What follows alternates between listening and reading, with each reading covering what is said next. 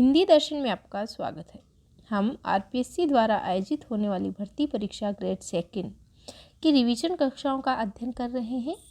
इससे पूर्व की कक्षा में हमने हिंदी साहित्य के इतिहास को प्रारंभ कर दिया था और उसमें उसकी पद्धतियों, स्रोत, काल विभाजन और नामकरण संबंधी चर्चा कर ली थी। आज की कक्षा में हम आदिकाल पर बात करेंगे। आदिकाल की प्रमुख प्रवृत्तियों को लेकर के, रचना और रचनाकारों को लेकर के, आदिकाल की समय सीमा को लेकर के, प्रथम कवि को लेकर के कई तथ्यों की बात हम करेंगे जहां से प्रतियोगी परीक्षाओं में प्रश्न पूछे जाते हैं और आपके पाठ्यक्रम को लेकर के किस प्रकार के प्रश्न यहाँ से आने की संभावना है। आदिकाल का समय 1050 से 1350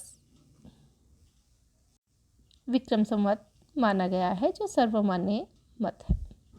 आदिकाल को हम शिशुकाल, जन्मकाल, प्रारंभिक काल कई नामों से जानते हैं।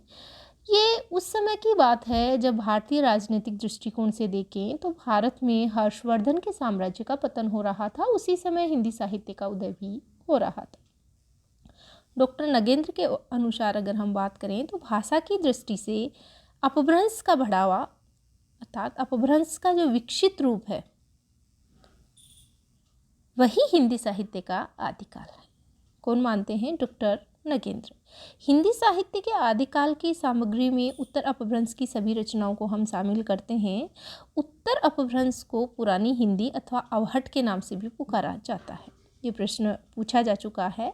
चंद्रधर शर्मा गुलेरी ने सर्वप्रथम उत्तर अपभ्रंश को पुरानी हिंदी के नाम से संबोधित किया है। उत्तर अपभ्रंश को चंद्रधर शर्मा ने किस नाम से संबोधित किया है? पुरानी हिंदी के नाम से। और भोला शंकर व्यास ने हिंदी के आरंभिक रूप को अवहट कहकर पुकारा है।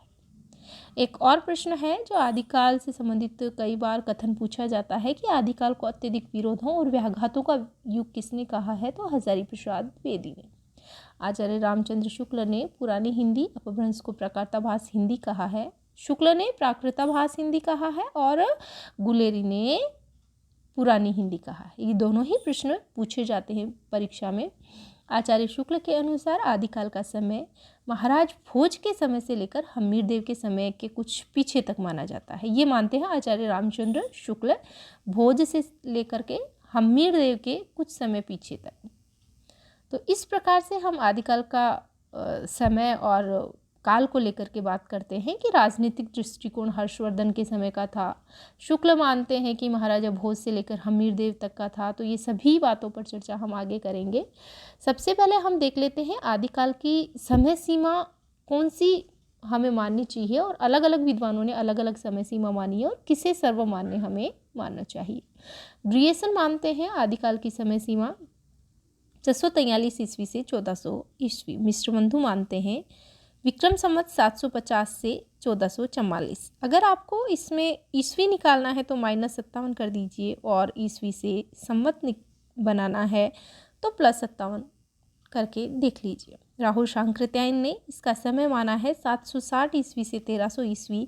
आचार्य रामचंद्र शुक्ल ने इसका समय माना है 993 ईस्वी से 1318 ईस्वी। अगर हम इसको संवत में पूछते हैं, शुक्ल का ज़्यादातर 57 जोड़ते हैं तो 1050 से 1350। रमाशंकर शुक्ल रसाल इसका समय मानते हैं 1000 से 1343 ईस्वी। हजारी प्रसाद द्विवेदी मानते हैं 1000 से 1400 ईस्वी। नगेंद्र कहते हैं कि आदिकाल का समय 7वीं सदी मध्य से लेकर के 14वीं सदी मध्य तक माना जाए। गणपति चंद्र गुप्त के अनुसार ये समय है 1184 ईस्वी से 1350 ईस्वी। रामकुमार वर्मा ने इसका आदिकालीन जो समय है इसका समय माना है 750 से 1000 ईस्वी। ये है आदिकाल के समय को लेकर बात। और सर्वमान्य जो मत माना गया है वह है आचार्य रामचंद्र शुक्ल का। इसे भी आप ध्यान में रखेंगे। अब हम बात करते हैं आदिकाल के नामकरण को लेकर। आदिकाल के नामकरण को लेकर विद्वान एक मत नहीं है। अलग अलग विद्वानों ने आदिकाल को अलग अलग नामों से पुकारा है। जैसे मिश्र बंधु इसे आरंभिक काल नाम देते हैं। पूछा जाता है, कई बार कंफ्यूज हो जाते हैं। यहाँ हम प्रारंभिक नहीं है, इसे आरंभिक काल नाम दिया है मिश्र बंधुओं ने। गणपति चंद्र गुप्त ने प्रारंभिक और शून्य काल नाम दिया है। शुक्ल ने इसे आदिकाल और वीरगाथा काल नाम दिया है। महावीर प्रसाद द्विवेदी ने इसे बीजवपन काल नाम दिया है। रामकुमार वर्मा की अगर बात करें, पूछा जाता है, संधि काल या चारण काल इन्होंने आदिकाल को कहा है। जॉर्ज ग्रियर्सन की अगर हम बात करें तो इन्होंने आदिकाल को नाम दिया है चारण काल, ये भी पूछा जाता है। राहुल सांकृत्यायन ने इसे नाम दिया है सिद्ध सामंत काल, ये भी महत्वपूर्ण है, ये भी पूछा जाता है। हजारी प्रसाद द्विवेदी ने इसे कहा है आदिकाल, जो सर्वमान्य मत है। विश्वनाथ प्रसाद मिश्र ने इसे कहा है वीरकाल। रमाशंकर शुक्ल रसाल ने इसे नाम दिया है जय काव्य काल। और अगर हम बात करें बच्चन सिंह, धीरेन्द्र वर्मा और गुलेरी, इन तीनों ने आदिकाल को नाम दिया है अपभ्रंश काल। तीनों का याद रखेंगे, बच्चन सिंह, धीरेन्द्र वर्मा और गुलेरी। गुलेरी वही गुलेरी जिन्होंने उत्तर अपभ्रंश को पुरानी हिंदी के नाम से संबोधित किया था। इन तीनों ने नाम दिया है अपभ्रंश काल, क्योंकि हमने प्रारंभ में देखा था कि अपभ्रंश का बढ़ावा विकसित रूप जो समय का था, उस समय भाषा की दृष्टि से देखें तो इन्होंने भाषा की दृष्टि के अनुसार इसे अपभ्रंश काल नाम दिया है। पृथ्वीनाथ कमल कुल श्रेष्ठ ने नाम दिया है अंधकार काल। राम खिलावन पांडे और हरिश्चंद्र वर्मा, इन दोनों ने नाम दिया है संक्रमण काल। फिर आगे देखते हैं मोहन अवस्थी और सुमन राजे, इन दोनों ने नाम दिया है आधार काल। मोहन अवस्थी और सुमन राजे ने क्या दिया है? आधार काल नाम। श्याम सुंदर दास ने दिया है वीर काल या अपभ्रंश काल। शैलेश जेदी ने इसे नाम दिया है आविर्भाव काल। राम प्रसाद मिश्र ने इसे नाम दिया है संक्रांति काल। वासुदेव सिंह ने इसे नाम दिया है उद्भव काल। शंभुनाथ सिंह ने इसे नाम दिया है प्राचीन काल। और डॉक्टर हरीश ने इसे नाम दिया है उत्तर अपभ्रंश काल। इसमें सर्वमान्य मत माना जाता है आदिकाल। और आचार्य रामचंद्र शुक्ल ने जो नाम दिया गया है वीरगाथा काल, ये सबसे दो महत्वपूर्ण नाम हैं। अब हम देखते हैं कि हिंदी का प्रथम कवि कौन है। हिंदी का प्रथम कवि कौन है और अलग अलग विद्वानों ने इसे अलग अलग माना है। किस प्रकार से किसे हिंदी का प्रथम कवि माना है, ये देखते हैं। शिव सिंह सेंगर ने पुष्य या पुंग को प्रथम कवि माना है। रामकुमार वर्मा ने स्वयंभू को प्रथम कवि माना है। रामचंद्र शुक्ल ने मुंज और भोज को। चंद्रधर शर्मा गुलेरी ने केवल मुंज को। ध्यान रखेंगे, आचार्य रामचंद्र शुक्ल ने मुंज और भोज को प्रथम कवि माना है, जबकि चंद्रधर शर्मा गुलेरी वही गुलेरी जिन्होंने उत्तर अपभ्रंश को पुरानी हिंदी नाम से संबोधित किया था, इन्होंने प्रथम कवि मुंज को माना है। हजारी प्रसाद द्विवेदी ने प्रथम कवि माना है अब्दुल रहमान या अधहमान को। बच्चन सिंह ने प्रथम कवि माना है विद्यापति को। और गणपति चंद्र गुप्त ने माना है प्रथम कवि शालिभद्र सूरि को। राहुल सांकृत्यायन प्रथम कवि मानते हैं सरेपा को, और सरेपा ही सर्वमान्य मत है। अगर आपसे सामान्य प्रश्न पूछा जाता है कि हम हिंदी साहित्य का प्रथम कवि किसे मानते हैं आदिकाल का, तो किसे सर्वमान्य मत किसका होगा? हम सरेपा को मानेंगे। अगर आपसे पूछा जाता है कि बच्चन सिंह किसे मानते हैं, तो विद्यापति। हजारी प्रसाद द्विवेदी किसे मानते हैं, तो अब्दुल रहमान गुलेरी किसे मानते हैं, मुंज। शुक्ल किसे मानते हैं, मुंज और भोज। उसके अनुसार आप उत्तर देंगे। आगे देखते हैं, मिश्र बंधुओं का ध्यान रखेंगे। मिश्र बंधुओं ने हिंदी के प्रथम कवि के बारे में कोई विचार नहीं किया है। गोरखनाथ को इन्होंने प्रथम गद्यकार माना है। हिंदी की प्रथम रचना की बात करें अगर हम, तो सरेपा जिसको हम प्रथम कवि मानते हैं, क्योंकि उसकी रचना प्रथम रचना मानी जानी चाहिए, लेकिन इनकी कोई रचना उपलब्ध नहीं होती है। इस वजह से जैन आचार्य देवसेन कृत श्रावकाचार्य जो 933 ईस्वी में लिखी गई को हिंदी की प्रथम रचना माना जाता है। इसमें गृहस्थ श्रावक धर्म का वर्णन है। उपदेशात्मक रचना इसे माना गया है और शांत रस की इसमें प्रधानता है। मुक्तकों में यह रचना लिखी गई है और 250 दोहा छंद इसमें है। अब हम बात करते हैं आदिकाल की विशेषताओं की। आदिकाल की विशेषताओं को लेकर आपसे एक प्रश्न अवश्य पूछा जाएगा कि आदिकाल की कौन सी विशेषता है, आदिकाल की कौन सी विशेषता नहीं है, या आदिकाल की विशेषताओं में कौन सा कथन सत्य है और कौन सा कथन असत्य है। आदिकाल की जो पहली विशेषता है वह है वीर गाथात्मक रचनाओं की प्रचुरता। आदिकालीन साहित्य में जो सर्वप्रमुख प्रवृत्ति मानी गई है वह है वीर गाथात्मक रचनाओं की प्रचुरता। इस काल के कवियों ने वीरों की जो गाथाएं लिखी हैं वह अत्यंत अद्भुत है। पृथ्वीराज रासो में कवि चंद्रबरदाई ने पृथ्वीराज चौहान की वीरता, शौर्य और पराक्रम का जो विस्तार से वर्णन किया है वह अत्यंत ही अद्भुत है। इस प्रकार खुमान रासो, परमाल रासो, बिसलदेव रासो आदि इत्यादि रासो ग्रंथों में भी वीर गाथाएं वर्णित हमें मिलती हैं। दूसरी विशेषता की अगर हम बात करें तो वह है युद्धों का सजीव और उत्साहपूर्ण वर्णन। आदिकालीन साहित्य में युद्धों के सजीव एवं उत्साहपूर्ण वर्णन की दृष्टि से अत्यंत उच्च कोटि का काल आदिकाल माना गया है। इस काल में युद्धों का ऐसा सजीव, जीवंत और प्रभावशाली चित्रण हुआ है कि पाठक भी दंग रह जाता है। कारण क्या है कि इस काल के कवि न सिर्फ कविता करते थे बल्कि राजाओं के साथ युद्ध में हिस्सा भी लेते थे। फलतः इन कवियों ने रण क्षेत्र का सशक्त एवं जीवंत चित्रण प्रस्तुत किया है। घोड़ों का दौड़ना, शस्त्र चलाना, रणभेरी, ललकार, युद्धों के बाजे बजाना इत्यादि जीवंत और सजीव युद्ध चित्र जैसे इस काल में हमें देखने को मिलते हैं। अन्यत्र किसी काल की यह विशेषता हमें नहीं मिलती। कहीं कहीं अतिशयोक्तिपूर्ण वर्णन भी हमें मिलता है, लेकिन फिर भी अगर देखा जाए तो यहाँ युद्धों का सजीव चित्रण हमें देखने को मिलता है। अगली प्रवृत्ति है आदिकाल की श्रृंगार की प्रवृत्ति। प्रवृत्तियों से संबंधित एक प्रश्न अवश्य आपसे पूछा जाएगा, इनकी प्रवृत्तियों को अच्छे से आप देख लेंगे। अगली है श्रृंगारिकता की प्रवृत्ति। वीरता के साथ श्रृंगारिकता की प्रवृत्ति आदिकाल की प्रमुख प्रवृत्ति मानी गई है। वीरता के साथ श्रृंगारिकता का अद्भुत मेल आदिकालीन साहित्य की विशिष्ट उपलब्धि मानी गई है। उस समय राजा अपने राज्य और गौरव की रक्षा के लिए राजकुमारियों से विवाह करने के लिए युद्ध करते थे। युद्ध के पीछे नारी भी केंद्र हुआ करती थी, इसलिए कविता में श्रृंगार के चित्र अधिक मिलते हैं। वियोग श्रृंगार के कम मिलते हैं वैसे, लेकिन श्रृंगार चित्र आपको अवश्य मिलेगा। जैसे बिसलदेव रासो, पृथ्वीराज रासो, ढोलामारू आदि इत्यादि ग्रंथ श्रृंगारिकता की दृष्टि से आदिकाल के अत्यंत महत्वपूर्ण ग्रंथ माने गए। अगली विशेषता है आदिकाल की आश्रयदाताओं का यशोगान। आदिकाल के चारण कवियों का मुख्य विषय क्या रहा है? हम जिस आश्रयदाता के यहाँ रहते हैं, आश्रयदाताओं के यहाँ कवि कार्य करते हैं, उनका यशोगान करना।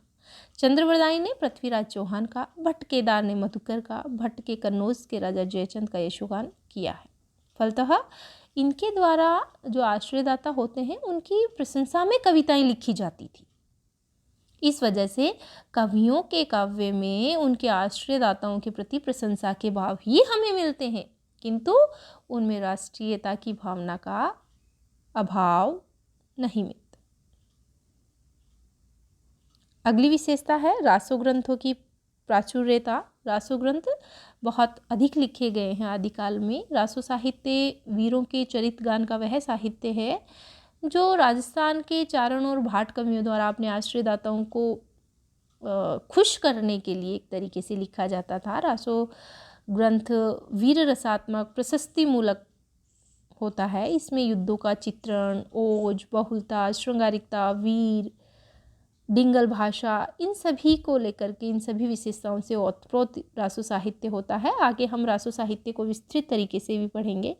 अगली विशेषता देखिए, वीर गाथात्मक रचनाओं की प्रामाणिकता पर संदिग्धता है। सबसे जो महत्वपूर्ण उदाहरण है वह पृथ्वीराज रासो है, जहाँ से आपकी परीक्षाओं में भी काफ़ी प्रश्न मिलते हैं उसकी प्रामाणिकता को लेकर के, अप्रामाणिकता को लेकर के और अर्ध प्रामाणिकता को लेकर के। जो जैन केवल एकमात्र जो अपवाद है आदिकालीन साहित्य, वह जैन साहित्य है जो प्रामाणिक और विश्वसनीय माना जाता है। और सभी आदिकालीन साहित्य है वे, उनकी जो प्रामाणिकता है वह संदिग्ध है। जैसे पृथ्वीराज रासो की भी है, खुमान रासो की भी है, बिशलदेव रासो की भी है, परमाल रासो की भी है। इनकी प्रामाणिकता, अर्ध प्रामाणिकता, अप्रामाणिकता के बीच हमेशा विवाद रहा है। इन ग्रंथों में वर्णित घटनाएं इतिहास सम्मत नहीं हैं। इन रचनाओं में जो सन, संवत, इतिहास, ये सब जो हैं ये इतिहास के विरुद्ध है।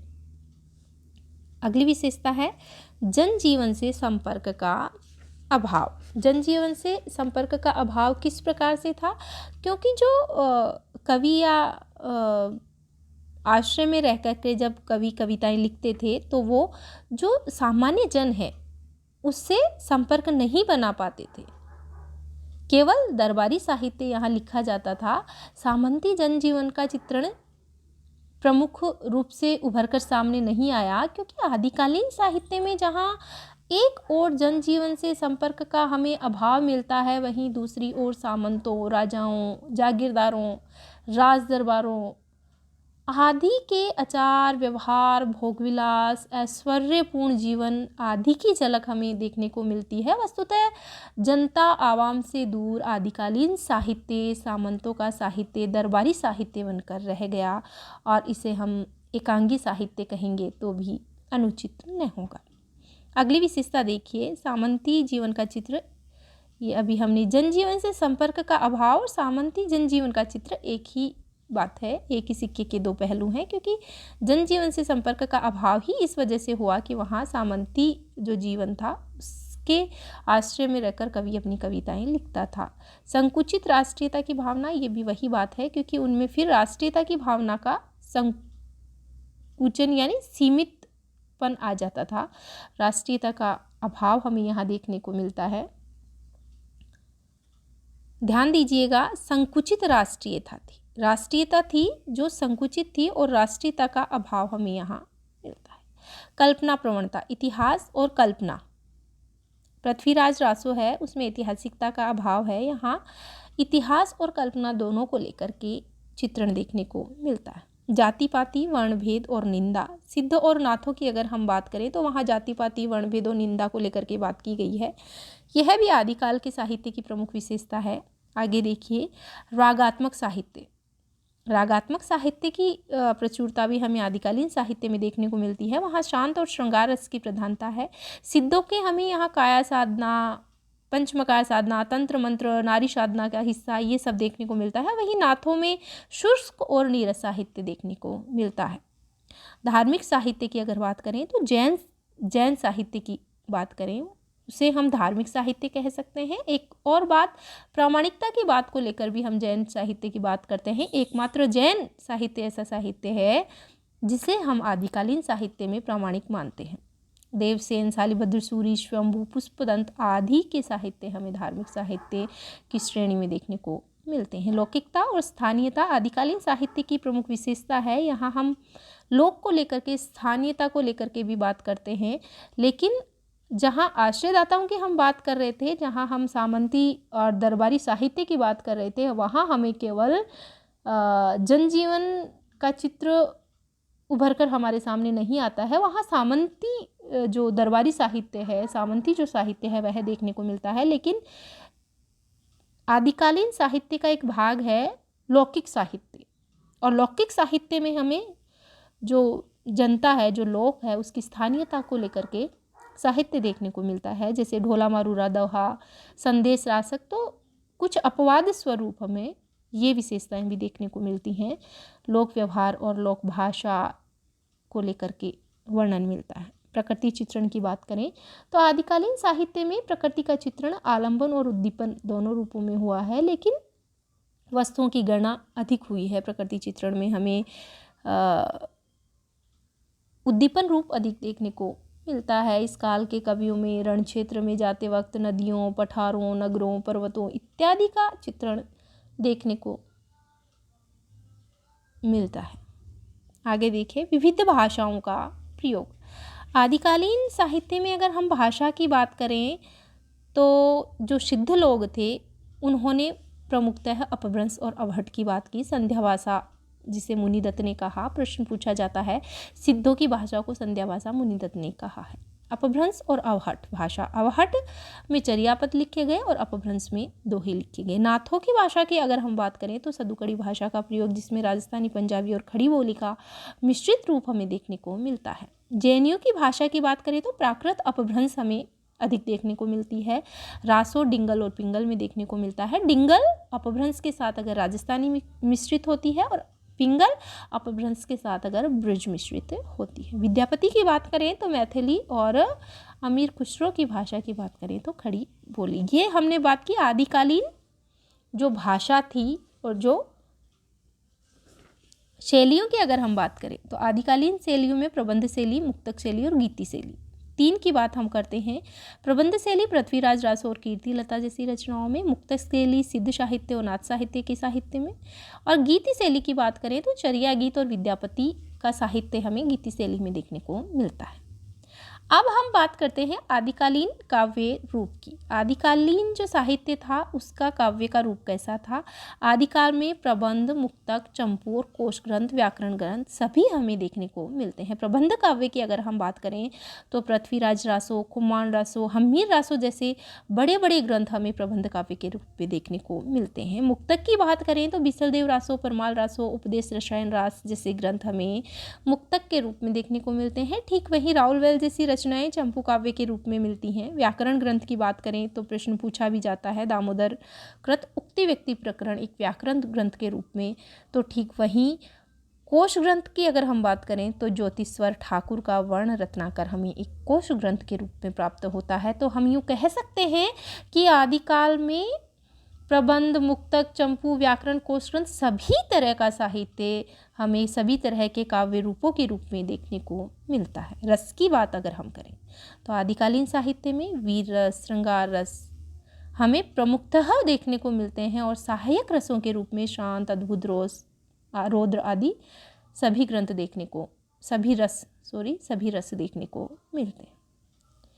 आगे अगर हम बात करें आदिकालीन साहित्य की विशेषताओं की तो छंद पर बात करते हैं। छंद की बात करें तो चमत्कार प्रदर्शनार्थ छंद का प्रयोग यहाँ ज़्यादा हुआ है। विविधमुखी प्रयोग छंदों का किया गया है। दोहा, सोरठा, तोमर, तोटक, छप्पे, गाथा, गाहा, रोला, उलाला, कुंडलियाँ, फाक, चांचर, आल्हा, बरवे, सवैया, इनका प्रयोग हमें छंदों के रूप में देखने को मिलता है। चंद्रबरदाई ने 72 छंदों का प्रयोग किया है। छप्पियों का राजा इन्हें कहा जाता है। नामवर सिंह ने छंदों का राजा चंद्रबरदाई को कहा है और छप्पे छंदों का राजा इन्हें कहा है शिव सिंह सेंगर ने। ध्यान रखिएगा, चंद्रबरदाई को छंदों का राजा कहा है नामवर सिंह ने और छप्पे छंदों का राजा कहा है शिव सिंह सेंगर ने। आदिकालीन साहित्य में अलंकारों की अगर बात करें तो प्रायः सभी तरह के शब्दालंकार, अर्थालंकार, अतिशोक्ति का अधिक यहाँ प्रयोग हुआ है, क्योंकि युद्धों का जहाँ चित्रण हुआ है और आश्रयदाता के आश्रय में रह करके कवि जब कविताएं लिखता है तो वहाँ अतिशोक्ति अलंकार का अत्यधिक प्रयोग यहाँ हमें देखने को मिलता है। इस प्रकार से हम कह सकते हैं कि रासो ग्रंथों की प्रामाणिकता, संदिग्ध ऐतिहासिकता का अभाव, कल्पना का प्राचुर्यता, अतिरंजनापूर्ण शैली के बावजूद आदिकालीन साहित्य का महत्व निर्विवाद है। ऐतिहासिक, साहित्यिक, भाषा विकास की दृष्टि से आदिकालीन साहित्य का महत्व अक्षुण्ण है। तो आदिकाल में कौन कौन से अलंकार देखने को मिलते हैं, छंद, रस, भाषा, इन सभी से संबंधित विशेषताओं को एक साथ हमने आपको दिया है। इनको आप ध्यान में रखेंगे और इनको अच्छे से याद कर लेंगे, क्योंकि एक विशेषताओं से संबंधित प्रश्न अवश्य आएगा। आज के लिए इतना ही। अगली कक्षा में हम रचना और रचनाकारों की बात करेंगे।